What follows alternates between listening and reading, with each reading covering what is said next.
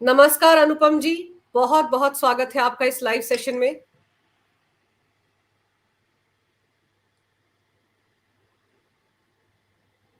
आपको हाँ, मेरी आवाज आ रही है? नमस्कार अंजी जी, अभी आई। नमस्कार अनुपम जी, 32 साल लग गए अजमेर शरीफ में जो कांड हुआ था, ब्लैकमेल करने का, न्यूड फोटो खींचने का, 1990 से 1992 के बीच में कि और अभी भी स्पेशल पॉक्सो कोर्ट ने ही फैसला सुनाया है। ये बहुत पुराना मामला है, 32 साल पुराना मामला है। दरअसल था क्या ये, मैं चाहती हूँ मेरे दर्शकों को आप बताएं। देखिए साहब, मुझे तो ये फर्स्ट हैंड याद है। मैं उस समय, मुझे याद है 1992 की बात है। उस समय मैं इंजीनियरिंग कॉलेज में एमटेक कर रहा था, स्टिल रिमेम्बर। और पूरे कॉलेज में बड़ी सनसनी थी इस मामले में। उस जमाने में सोशल मीडिया नहीं होता था, इंटरनेट नहीं होता था। तो एक उस टाइम में एक अखबार हुआ करता था कि लहरों की बरखा करके एक अखबार हुआ करता था 90। तो उसके एक संपादक थे मदन सिंह। उन्होंने इस मामले को सबसे पहले उठाया था। हुआ क्या था कि इन्होंने वहां पे, देखिए, अजमेर शरीफ एक दरगाह है। उस दरगाह को मोइनुद्दीन चिश्ती ने पृथ्वीराज चौहान के जमाने में स्थापित किया था। ये वो दरगाह है जहाँ पे रोज गाय कटवाते थे वो। और पृथ्वीराज चौहान को हराने के लिए इन्होंने साहब मोहम्मद गौरी को न्योता भेजा था। इन्होंने तो अपनी आत्मकथा में ये भी दावा किया कि मैंने ही पृथ्वीराज को पकड़वा दिया। ये संयोगिता जो पृथ्वीराज की पत्नी थी, उसके बलात्कार की भविष्यवाणी करते थे। इनका इनका इनका जो वेबसाइट है, उस पे इनके बारे में खुद इनके वेबसाइट वालों ने लिखा कि साहब 12-14 साल की एक हिंदू लड़की, एक हिंदू सेनापति राजा की लड़की थी, और वो अपहरण करके आई थी। और इसके बाद इन्होंने कहा कि मुझको सपने में हजरत मोहम्मद आए हैं और उन्होंने इससे शादी करने के लिए, जबकि उस समय 70 साल के थे। और तब इन्होंने इससे शादी की और कहते हैं इसका धर्म परिवर्तन किया, छोटी सी लड़की की, नाबालिग। तो ये उस जमाने से साहब एकदम एक, जिसे कहना चाहिए, हिंदुओं के खिलाफ षड्यंत्र और जिहाद का केंद्र रही है। 1992 में जो इसमें काम करते, जो चिश्ती के जो इनका जो वंश चला, उन सबको खादिम कहते हैं। सब यहाँ पे दरगाह में सेवा करते हैं, दरगाह को चलाते हैं, इन्हें खादिम कहते हैं। ये अपने नाम के आगे चिश्ती लगाते हैं। तो 1992 में क्या हुआ कि साहब एक लड़के को, एक रईसजादे के लड़के को इन्होंने पकड़कर उसके साथ दुष्कर्म किया और उसका वीडियो बना लिया और उसका फोटो खींच लिया, जो भी किया। उसके बाद उसको ब्लैकमेल किया, वो अपनी उससे उसकी गर्लफ्रेंड मंगाई, तो गर्लफ्रेंड की दोस्त मंगाई, और ऐसे करते करते लड़कियों की संख्या कई सौ में पहुंच गई, सैकड़ों। तो मतलब आज कोर्ट ने 100 लोगों की बात मानी, हकीकत थी तो 300-400-500 लड़कियों की बात थी। तो आप सोचेंगे, मतलब उस जमाने में 30 लड़कियों ने फाइनली हिम्मत करके सामने आई। 6 या 7 लड़कियों ने तो तुरंत आत्महत्या कर ली। बताया तो जाता है कि आत्महत्या 12-14 लड़कियों ने की, जो कि 6-7 आत्महत्या सामने आई। आज ज्यादातर ये लड़कियां दादियां बन चुकी हैं, नानियां बन चुकी हैं। 30 लड़कियां सामने आई, 18 लड़कियों ने तो अपना बयान दिया, बाकी 12 पलट गई सामाजिक प्रेशर में। उस जमाने में जो डीआईजी थे भारद्वाज, उन्होंने बयान दे दिया साथ कि अरे वो तो लड़कियां ही दुष्चरित्र थी। और इसमें जो मुख्य आरोपी थे, ये इसी दरगाह के खादिम थे, इसी दरगाह के चिश्ती थे, खादिम थे। उसमें फारूक चिश्ती और नफीस चिश्ती। फारूक चिश्ती उस समय में कांग्रेस के यूथ प्रेसिडेंट, उसके अजमेर के यूथ कांग्रेस के प्रेसिडेंट थे। और जो नफीस चिश्ती था, ये अजमेर कांग्रेस का उपाध्यक्ष था। तो इनको कांग्रेस का बड़ा, इनको संरक्षण था, कांग्रेस की सरकार भी थी, तो इनको कांग्रेस का बड़ा संरक्षण था इनको साहब। और उस जमाने से पता नहीं कितने लोग छूट गए, विदेश भाग गए। एक आदमी जो आज बचा है, वो अमेरिकी नागरिकता ले चुका है। एक आदमी जिसको सजा मिली है, वो भी अमेरिकी नागरिकता ले चुका है, किसी तरह भारत में आया था, गिरफ्तार हो गया है। इसमें तमाम लोगों को जिन्हें आजन्म कारावास दिया गया था, 7-7, 8-8 साल की सजा के बाद हाईकोर्ट ने छोड़ दिया। कितने लोग को निर्दोष समझती। ये इतना बड़ा स्कैंडल और इतना बड़ा। अच्छा, जो मदन सिंह, जो लहरों की बरखा के नाम से इस पे जिन्होंने पहली बार इसको उठाया था, आप सोच के देखिए अंजू जी की उन मदन सिंह की गोली मार की हत्या कर दी। उन्हें गोली मारी जाती है सड़क पे, तो उन्हें मेडिकल कॉलेज अस्पताल ले जाया जाता है, अस्पताल में उनका इलाज चल रहा होता है, तो अस्पताल में घुस के उनको दोबारा गोली मार दी जाती है। तो फिर वो मर गए। जिन्होंने इस पूरे कांड का पर्दाफाश किया सबसे पहले, पर्दाफाश किया था। मैं आपको फिर से याद दिला रहा हूं कि इंटरनेट नहीं था, सोशल मीडिया नहीं था, प्राइवेट टीवी चैनल्स नहीं थे, तो ले दे के एक वही दूरदर्शन था और यही सब तमाशा होता रहता था। तो उसमें इन्होंने एक लहरों की बरखा करके इनका एक पब्लिकेशन था, उसमें उठाया था। तो मदन सिंह की फाइनली हत्या हो गई इसमें। और उसके 30 साल बाद 2023 में मदन सिंह के लड़के ने जिन लोगों ने उसके पिता की हत्या की थी, उसने उसको अभी 2023 में पिछले साल उसकी हत्या की, 20 सड़क पे हत्या की और चिल्ला कर कहा कि मैंने अपने बाप की हत्या का बदला ले लिया। तो ये एक अच्छा, इस पे अभी आपने देखा 2023 में अजमेर 92 करके एक फिल्म बनी, लेकिन जिस तरह का, हाँ, जिस तरह कश्मीर फाइल्स का विरोध हुआ, जिस तरह केरल फाइल्स का विरोध हुआ, तो आप समझिए मुस्लिम समुदाय ने इस फिल्म को तमाम हॉलों में लगने नहीं दिया, इतना विरोध किया, इतना विरोध किया कि तनाव में फिर ये फिल्म ही फ्लॉप हो गई, लोग देख तक नहीं पाए, तमाम जगह इसकी स्क्रीनिंग नहीं हो पाई। तो मतलब वो उसको दिखाने तक को नहीं तैयार है। क्या, कितनी गंदगी, कितना तमाशा अंजू जी, जितना कहा जाए कम है। अच्छा, एक बात और ध्यान रखें, ये यहाँ से जो खादिम निकल रहे हैं चिश्ती, वो ऐसा नहीं कि उनमें कोई असर आया हो, कोई अंतर आया हो 92 से अभी तक, 32 साल बाद भी उनकी वही हरकतें हैं। उदयपुर में जो कन्हैया लाल हत्याकांड, जो दर्जी हत्याकांड हुआ था, उसमें भी गौहर चिश्ती गिरफ्तार हुआ था। गौहर हाँ, चिश्ती गिरफ्तार हुआ था इसी अजमेर से, इसी अजमेर की दरगाह से।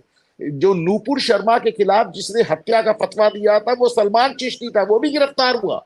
आप देखिए, आज तक उनकी हरकतें जारी हैं, आज तक उन हरकतों में कहीं कोई कमी नहीं आई है। वो अलग बात है दीजिए कि अगर आप आज भी अजमेर शरीफ जाएं, तो आपको देख के आश्चर्य होता है कि वहां पहुंचने वाले, वहां चढ़ावा चढ़ाने वाले, उसमें अरबों रुपए की सौगात देने वालों में से ज्यादातर हिंदू हैं। सोचिए आज भी लोग वहां पर जा रहे हैं। पर मैं ये समझना चाह रही हूँ कि मैंने जो अभी तक न्यूज में पढ़ा, आज जो खबरें छप रही हैं कि 18 आरोपी थे, क्या सिर्फ 18 आरोपी थे? और खादिम परिवार के ज्यादातर थे। 9 को पहले सजा हो चुकी है, बचे हुए 9 में से 6 को आज सजा हुई है। जो 3 है उनमें से एक फरार है, एक ने आत्महत्या कर ली, एक दूसरे मामले में जेल में है। क्या जिनको सचमुच सजा हो चुकी है, आजन्म कारावास हुआ था 7-7, 8-8 साल में, हाईकोर्ट ने छोड़ दिया उनको, वो भी छूट गए सब। हाँ, तो मतलब मैं वही तो कह रहा हूं ना कि इसमें आरोपियों की संख्या 50 के आसपास थी। 12-14 जो कानून तक पहुंचे, उसमें कुछ छूट गए, कुछ भाग गए, एक शायद एक की मृत्यु भी हो गई। ऐसे अपना एक ने आत्महत्या की, इसमें एक हिंदू आरोपी था, उसने आत्महत्या कर ली। तो बाकी आप देख ही रहे हैं जो हो रहा है। मैंने पर आपको सर पूरा मामला अभी नटशेल में बताया भी। पर सर ये तो बड़ी अजीब बात है ना कि 32 साल तक ये केस चला और आज भी जिन 6 को सजा मतलब सुनाई गई आजीवन कारावास, वो भी स्पेशल पॉक्सो कोर्ट में मामला अभी तो सबसे हाईकोर्ट में निचली गया। अदालत से, अब सबसे फिर इसके बाद निचली अदालत से। 32 साल बाद, अभी तो मामला हाई कोर्ट जाएगा, सुप्रीम कोर्ट जाएगा, और आपको मालूम है क्या होगा। और ये वो मामला है जो हमारे इस यहाँ तो वक्त। कोर्ट से कामयाबी, तो आपको मालूम है अभी पिछले साल कोर्ट ने कहा था, इसी तरह के एक मुकदमा है, 4 साल की लड़की, 4 साल की लड़की का बलात्कार करके हत्या करने वाला एक मुस्लिम समुदाय का आदमी था। 60 साल का था या 50 साल का था, और उसको कोर्ट ने ये कह के रिलीफ दी कि हर पापी का एक भविष्य होता है, every Sinner has a future. अब आप सोचिए। अनुपम जी, उड़ीसा हाई कोर्ट ने एक ऐसे ही आरोपी को इसलिए छोड़ दिया कि वो 5 वक्त की नमाज पढ़ता था, जबकि 6 साल की बच्ची का रेप करके उसको मार भी दिया उसने, लेकिन उसको इसलिए जमानत मिल गई कि वो 5 वक्त का नमाजी है, और नमाजी तो ऐसा नहीं करता है। हाँ, उन्होंने कहा कि 5 वर्ग का जो नमाजी है, ये दिखाता है कि उसके अंदर बदलाव आ रहा है। अभी हम्म, अजमेर शरीफ की पिछले ही साल की बात है, वहां के हम्म। खादिम में सरवर चिश्ती सब देखभाल करते हैं, उनका बयान आया था, उनका टीवी, उनका वीडियो बहुत वायरल हुआ था। मुझसे गलती हो गई, शो के पहले मैं जो वो वीडियो आपको भेज देना चाहिए था, आप दिखाते हैं उसमें। ये जो उनके खादिम है सरवर चिश्ती, वो कह रहे हैं लड़की चीज ही ऐसी होती है कि हर कोई फिसल जाता है। बताइए। ये खादिम है। मैं तो निशब्द हूं, क्योंकि ये मामला 32 साल पुराना है, सबसे निचली अदालत तक पहुंचते पहुंचते 32 साल लग गए सर। तो फिर तो ये अगले 60-70 साल में सुप्रीम कोर्ट पहुंच ही जाएगा, क्योंकि सुप्रीम कोर्ट में तो सुबह जो केस मेंशन होते हैं उन्हीं को लिस्ट किया जाता है, बाकियों को तो तारीख पर तारीख मिलती रहती है। आप 60 साल की बात कर रही हैं, मैं आपसे पृथ्वीराज के जमाने की बात कर रहा हूं अंजू जी। उस जमाने से यहाँ गाय कटती थी, उस जमाने से यहाँ षड्यंत्र जिहाद का केंद्र रहा है। लेकिन आप सोचे कि आज भी यहाँ चढ़ावा चढ़ाने में, इसको पैसे देने में, यहाँ मन्नत मानने में, यहाँ जियारत करने में सबसे बड़ी संख्या हिंदुओं की, उसको क्या कहेंगी आप? सर यही तो वो सूडो सेकुलर जमात है ना, जो आज तक समझ नहीं पा रही है कि उनको किस तरफ जाना है। और आप 1990 और 92 के इस केस की बात कर रहे हैं, अगर हम बहुत दूर ना जाएं, ये 8 और 9 अगस्त की दरमियानी रात को जो कोलकाता में हुआ, उसके बाद की जो राजनीति हमको देखने को मिल रही है, ममता बनर्जी पूर्व कांग्रेसी ही तो है। वो किस तरह से उस प्रिंसिपल को बचाने में लगी हुई है सर, वो सब भी तो बता रहा है ना कि 32 अरे साल से बचाने में लगी हुई है कि उनका जो वो प्रवक्ता था वो शांतनु, उसने उस उसको प्रिंसिपल पे सवाल उठा दिया तो उसको बर्खास्त कर दिया, उसकी लड़की उसकी बीवी को बर्खास्त कर दिया, उसका कोलकाता म्यूनिसिपल कॉरपोरेशन में वो एक सलाहकार थे वो हटा दिया। जो उनके अपने राज्यसभा सांसद हैं सुखेंदु शेखर रॉय, उन्होंने उन्होंने कह दिया कि साहब बताइए लड़की की हत्या हुई और पुलिस ने इसको कह दिया आत्महत्या। इतनी सी बात पे उन्होंने अपने ही सांसद को थाने में तलब करा लिया।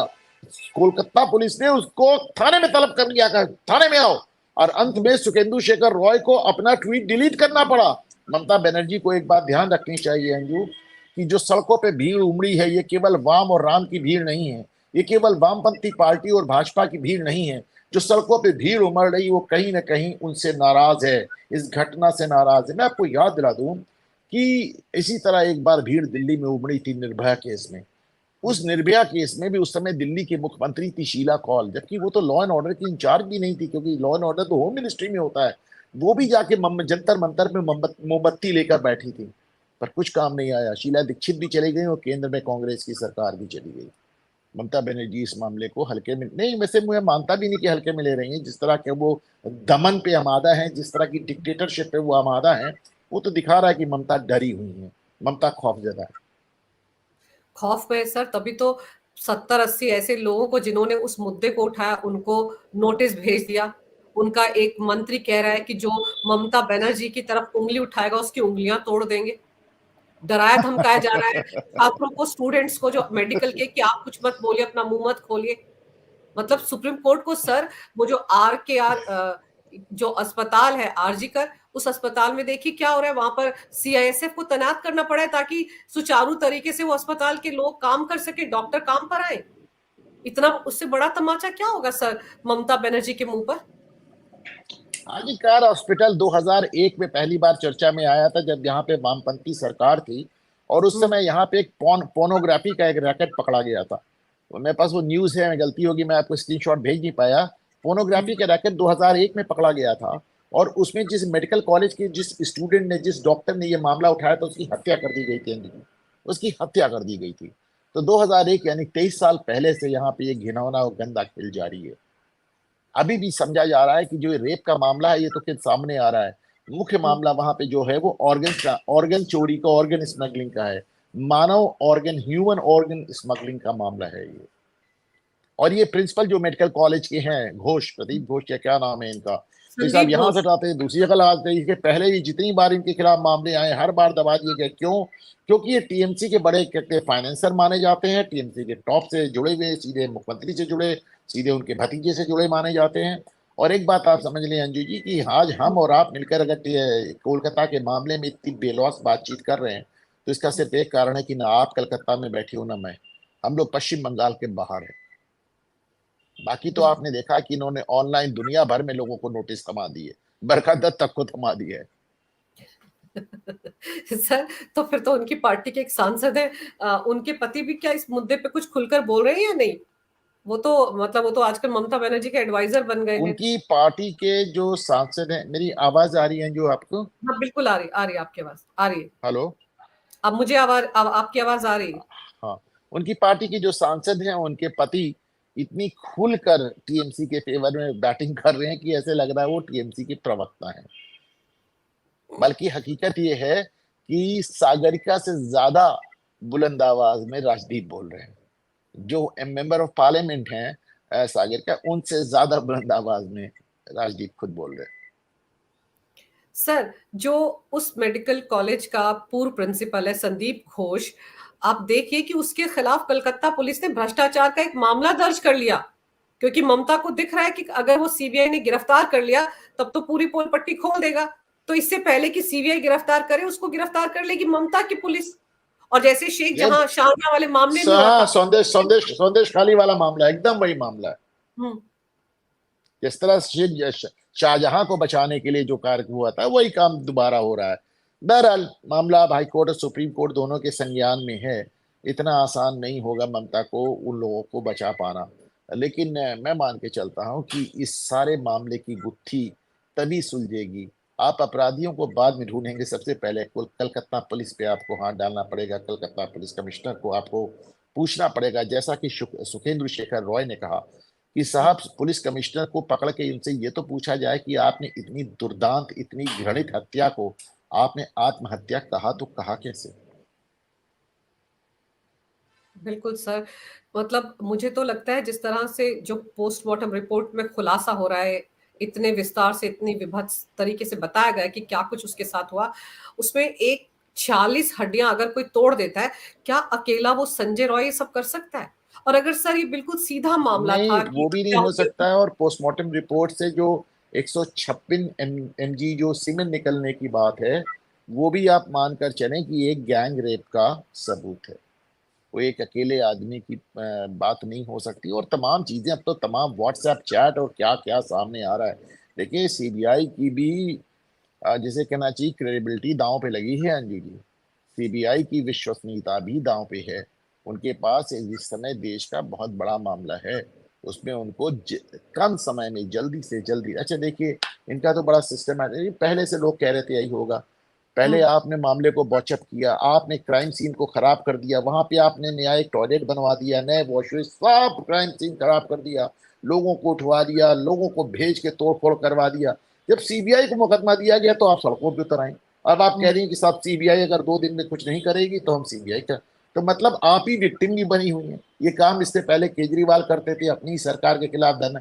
ममता बनर्जी किसके खिलाफ धरना? मुख्यमंत्री आप हैं, होम मिनिस्टर आप हैं, हेल्थ मिनिस्टर, स्वास्थ्य मंत्री भी आप हैं, सब कुछ आपके अंदर में। आप किसके ये केजरीवाल करते थे, उनके मंत्री अपनी सरकार के खिलाफ धरना आप कर। इन 90 के दशक में लालू यादव का सिखाया हुआ गुर है। लालू यादव भी अपनी सरकार के खिलाफ धरने पे बैठ जाते थे, सिर्फ ये बताने के लिए कि साहब मैं कुछ नहीं कर रहा हूं, जो गलती है वो ब्यूरोक्रेसी की। सर सीबीआई को आप कह रहे हैं कि बहुत चैलेंजिंग है उनके लिए, देश का सबसे बड़ा मामला उनके पास है, लेकिन ये भी तो हकीकत है कि क्राइम सीन को जिसको प्रोटेक्ट करके रखना चाहिए था बंगाल की पुलिस को, उसको तो प्रोटेक्ट किया ही नहीं गया।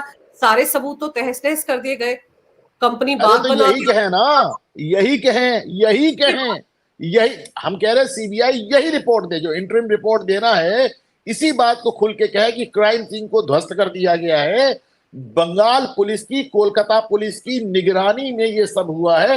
यही बात कहे ना, यही बात कहे ना, इतना तो सर कहें। अब जब अपराधियों को पकड़ने के लिए बहुत समय मिल जाएगा। पहले यही बात खुल के सामने आए सर कि भाई कलकत्ता पुलिस और उनके पुलिस कमिश्नर के रहते हुए कुछ हो नहीं सकता। क्योंकि ये जो पुलिस कमिश्नर है, पहले ये डीआईजी हुआ करते थे सीबीसीआईडी के, वहां पे भी उन्होंने एक मामले को ऐसे रंगा पोता था, आप जानते हैं। वहां भी एक लड़की का अंजलि रेप वाला मर्डर मामला। केस था, वहां पे भी ये मामला हुआ था। तो आपको कम से कम यही कहो मियाँ, कि यही कहो कि भाई हमारे हाथ में आपने बहुत कुछ छोड़ा नहीं है, हमें समय ज्यादा चाहिए। कलकत्ता पुलिस की निगरानी में क्राइम सीन को ध्वस्त कर दिया गया है। 1000 आदमियों की भीड़ रातों रात ऐसे इकट्ठा हो जाए, पुलिस को पता ना चले, हाईकोर्ट ने कहा ये संभव नहीं है। और उसके बाद जाके, अच्छा हुआ अब तो वीडियो आया है, वीडियो में उन लोग कह रहे हैं ये हिस्सा तोड़ दिया, अब चलो सेमिनार हॉल में तोड़ना है। सेमिनार हॉल में ही ये सब हुआ था, उनको कहते हुए वीडियो पे सुना जा सकता है। तमाम व्हाट्सएप चैट सामने आए हैं, वीडियो सामने आए हैं, ऑडियो सामने आए हैं। कम से कम यही कहे सीबीआई कि साहब बंगाल में ममता, जब आपसे बेहतर तो वो गवर्नर है, वो खुल के बोल रहे हैं, वो खुल के बोल रहे हैं, राष्ट्रपति से मिल रहे हैं, मीडिया से बोल रहे हैं, सबसे खुल के बोल रहे हैं वो। तो भाई अगर गवर्नर बोल सकते हैं तो आप सीबीआई भी खुल के बोले ना। बोले कि साहब हमको क्राइम सॉल्व करने के लिए भी ज्यादा समय लगेगा, अभी इन्होंने क्राइम सीन को कंप्रोमाइज कर दिया है, क्राइम सीन को ध्वस्त कर दिया है, यहाँ पे बाकायदा षड्यंत्र के तहत और पुलिस की निगरानी में क्राइम सीन को खराब किया गया है, लोगों को बचाया जा रहा है, इसमें एक षड्यंत्र है, हमें समय दीजिए, दिया जाएगा। लेकिन इतना तो बोले। अनुपम जी, आज जब सुप्रीम कोर्ट में इस मामले पर सुनवाई चल रही थी, तो यही सब कुछ तो बताया जा रहा था कि वहां पर क्या हुआ। सुप्रीम कोर्ट ने कहा अगर हमको कोई 500 लोगों के लिए कोई कार्यक्रम करना पड़ता है तो उसके कितने बंदोबस्त होते हैं, और यहाँ 7000 की भीड़ अचानक पहुंच गई और पुलिस को पता तक नहीं चला, तो पुलिस कर क्या रही थी वहां पर? ये सवाल तो सुप्रीम देखिए, कोर्ट में उठा और कपिल सिब्बल देखिए जवाब दे रहे अंजू जी, मैं इसमें सुप्रीम कोर्ट से बहुत मुतमईन नहीं हूं। हैं। आप मुझे बताएं कि कलकत्ता हाईकोर्ट इसको सुन रही थी, चीफ जस्टिस की बेंच सुन रही थी, सुप्रीम कोर्ट ने दखल दिया क्यों? या तो आप हाई कोर्ट में ताला लगवा दीजिए ना। अगर हर मामले को सीधे आप ही को सुनना है, आपको अपने ही चीफ जस्टिस पे भरोसा नहीं है, आपको अपने ही हाई कोर्ट में भरोसा नहीं है? आपने उनसे मुकदमा छीन के स्वतः संज्ञान लेते हुए, सुमोटो कॉग्निजेंस लेते हुए अपने हाथ में ले लिया। क्यों ले लिया भाई? वहां तो आप ही की हाई कोर्ट सुन रही थी। अगर उसके बाद मानिए ममता बनर्जी की सरकार सुप्रीम कोर्ट जाती कि साहब हाई कोर्ट गलत सुन रही है, हाई कोर्ट गलत फैसले कर रही, तब आप करते। पर आप ही की हाई कोर्ट और आप ही की चीफ जस्टिस की बेंच उसको सुन रही थी। सुप्रीम कोर्ट को इसमें संज्ञान लेने की आवश्यकता क्यों पड़ी? और अगर किसी भी Calcutta high court, Allahabad high court, अगर वहां चीफ जस्टिस की बेंच भी न्याय नहीं कर सकती, सारे न्याय चीफ जस्टिस सुप्रीम कोर्ट को ही करने हैं, तो बंद कर दें आप हाई कोर्ट, बंद कर दें आप। और यहां तक कहा गया है सुप्रीम कोर्ट आखिरी कोर्ट होती है। सुप्रीम कोर्ट हाँ, पहली कोर्ट क्यों बन रही है अंजू? बिल्कुल। और सर वहां तो ये तक कहा गया है कि अब इस मामले को स्टेटस रिपोर्ट सौंपी जाएगी ना 22 अगस्त को सुप्रीम कोर्ट को। भाई स्टेटस रिपोर्ट सीबीआई से कलकत्ता हाई कोर्ट के चीफ जस्टिस ने भी मांगी थी। अब किसको देगी? अब वो जाहिर सी बात है, सुप्रीम कोर्ट सुन रही तो हाई कोर्ट मामला तो ठप हो गया ना। अब वो जाके सुप्रीम कोर्ट को देंगे। तो भाई आपको क्या अपने चीफ जस्टिस, अपने हाई कोर्ट में भरोसा नहीं रहा? उन्होंने भी तो स्टेटस रिपोर्ट मांगी थी। सुप्रीम कोर्ट ने कमेटी बनाने के अलावा और क्या कर लिया भाई? सुप्रीम कोर्ट ने अपराधियों को तो पकड़ नहीं लिया ना पकड़ सकती ना, उसका काम है। यही काम तो कलकत्ता हाई कोर्ट के जज कर रहे थे। उन्होंने सीबीआई इंक्वायरी की, उन्होंने पुलिस पे नकेल कसी, उन्होंने कहा आप गलत कर रहे हैं, उन्होंने सीबीआई से इंटरिम रिपोर्ट तलब की 4 दिन के अंदर। और क्या कर रहे भाई? जो उन्होंने किया भाई आपने किया, उन्होंने स्टेटस रिपोर्ट किया, सब समझ किया, आपने कर रही है। तो मुझे एक बहुत फेयर अंदाज में, बिना किसी कोई किसी की अनड्यू आलोचना किए, मेरा मानना है कि साहब अगर कलकत्ता हाई कोर्ट का चीफ जस्टिस की बेंच इस मामले को सुन रही थी, तो सुप्रीम कोर्ट को यह मामला क्यों लेना पड़ा? क्या आपको अपने हाई कोर्ट, अपने चीफ जस्टिस पर भरोसा नहीं है? सुप्रीम कोर्ट अंतिम कोर्ट होती है, सुप्रीम कोर्ट पहली कोर्ट नहीं हो सकती। अंजू जी आप सही कह रहे हैं सर। और फिर सवाल तो ये भी उठता है ना कि अगर कॉग्निजेंस लेना था, संज्ञान लेना था, तो 2 दिन पहले अनाउंस किया गया कि मंगलवार को सुनवाई होगी। वो सुप्रीम कोर्ट जो आतंकवादियों के लिए आधी रात को खुल जाता है, तीसरा शीतलवार को, शनिवार के दिन 3-3 बेंच बनाकर जमानत दे देता है। वो कोलकाता वाले मामले में 3 दिन पहले अनाउंस करता है कि हम संज्ञान ले रहे हैं और हम फलाने दिन सुनेंगे। अर्जेंसी में क्यों नहीं सुना गया ये मामला? अगर सुनना था। कलकत्ता वाले मामले में सीधे सीधे एक आदमी को पकड़ के, एक नशेड़ी आदमी को पकड़ के, एक अपराधी प्रवृत्ति के आदमी को पकड़ के आपने स्केपगोट बनाया है, उसके माथे पे ठीकरा फोड़ा है। मैं दावे से कह सकता हूं जो अब तक सामने आ रहा है, और आपने खुद देखा है, गवर्नर की बात आई है, आपने हाईकोर्ट की बात सुनी है, ये लोगों को बचा के एक फर्जी आदमी को फंसाया जा रहा है। मैं नहीं कह रहा वो निर्दोष है, लेकिन वो जहां भी लिप्त है उसकी सबसे कम भूमिका है। जिन लोग, इसमें से 2 लोग तो विदेश भाग चुके हैं जिनका नाम आ रहा है, 2 लोग तो अमेरिका भाग गए हैं। और सबसे ज्यादा ताज्जुब की बात यह है कि आधी रात को, कहते हैं ना कि आधी रात को तो अगर जरा सा भी शोर हो तो कितनी दूर तक जाता है। वो डॉक्टर 3rd फ्लोर पर अगर चिल्लाई भी होगी, वो हॉस्पिटल है, क्या वहां पर कोई भी नहीं था उसकी आवाज सुनने के लिए? देखिए, अगर सत्ता और सरकार ही इस खेल में लिप्त है तो आवाज कौन सुनेगा? अंजू जी, बंगाल में आज पहली चीख, ये पहली चीख तो नहीं है ना। हम जमाने से बंगाल में देख रहे हैं। एक मामला तो ऐसा आया था अंजू कि पंचायत चुनाव हो रहे थे और हजारों सीट पे किसी ने नामांकन ही दाखिल नहीं किया खौफ के मारे। ऐसा तो वामपंथी सरकारों में नहीं हुआ। सुप्रीम कोर्ट ने उसमें कहा भी कि साहब ये कैसे हुआ कि लोगों ने नामांकन ही किए, सब टीएमसी वाले जीत गए, सब ममता की पार्टी के जीत गए। आपने देखा है, तमाम चीजें देखी हैं। और देखिए, मेरा हमेशा मानना है, मैंने पहले भी कहा है कि अगर मोदी सरकार, देखिए 356 एक आपके पास अनुच्छेद है, एक धारा है, तो उसमें प्रेसिडेंट रूल 125 बार हिंदुस्तान में लग चुका है। 100 बार से ज्यादा कांग्रेस लगा चुकी है, 80 बार इंदिरा गांधी लगा चुकी हैं। 356 प्रेसिडेंट रूल कैसे लगता था मैं बताता हूँ। 1992 में उत्तर प्रदेश में बाबरी ढांचा गिरा दिया जाता है। घटना होती है उत्तर प्रदेश में, कांग्रेस सरकार क्या करती है कि यूपी, एमपी, राजस्थान, जहां जहां भाजपा सरकार है, सबको सब में राष्ट्रपति शासन लगा देती है। घटना हो रही है एक प्रदेश में, सरकारें गिर रही है 3 प्रदेशों में। ऐसे यूं करके ताश के पत्तों की तरह सरकारें गिरा के 356 लगाया। मैं कहता हूं आप नहीं लगाना चाहते ना लगाएं, कोई बात नहीं। आज जमाने से बात हो रही है, 10 साल से बस बंगाल में 356 लगाने की राष्ट्रपति शासन। 355 भी एक है, 355 ये कहती है कि आप बिना सरकार को, राज्य सरकार को बर्खास्त किए, बिना राज्य सरकार को हटाए, आप केवल लॉ एंड ऑर्डर केंद्र अपने हाथ में ले सकता है। यानी बाकी सरकार उनकी वैसे ही चलती रहेगी। एजुकेशन डिपार्टमेंट उन्हीं का है, हेल्थ डिपार्टमेंट उन्हीं का है, सिविल एडमिनिस्ट्रेशन सब कुछ उनका है। सिर्फ लॉ एंड ऑर्डर केंद्र अपने हाथ में 355 में ले सकती है। अरे भाई 355 लगा के लॉ एंड ऑर्डर ही अपने हाथ में ले लो, कुछ तो करो बात। ऐसे कैसे चलेगा? मैं इस बहाने में बिल्कुल यकीन नहीं करता हूं कि अगर आप राष्ट्रपति शासन लगा देंगे तो ममता बनर्जी और बहुमत से जीत के आएंगी, उनको सिंपैथी वोट है। क्या तमाशा है, मिलता रहे सिंपैथी वोट। पहली बात तो मैं आपको बता दूं कि एक बार वहां पे अगर राष्ट्रपति शासन लगा के चुनाव कराया जाएगा, निष्पक्ष चुनाव कराया जाएगा, ऐसे ही लालू यादव के लिए कहा जाता था। एक बार चुनाव आयोग ने वहां निष्पक्ष चुनाव कराया, लालू ऐसा हारे कि आज तक बहुमत बनी है, आज तक सरकार में सीधे नहीं आ पाए। एक बार निष्पक्ष चुनाव आप करा के तो देखिए।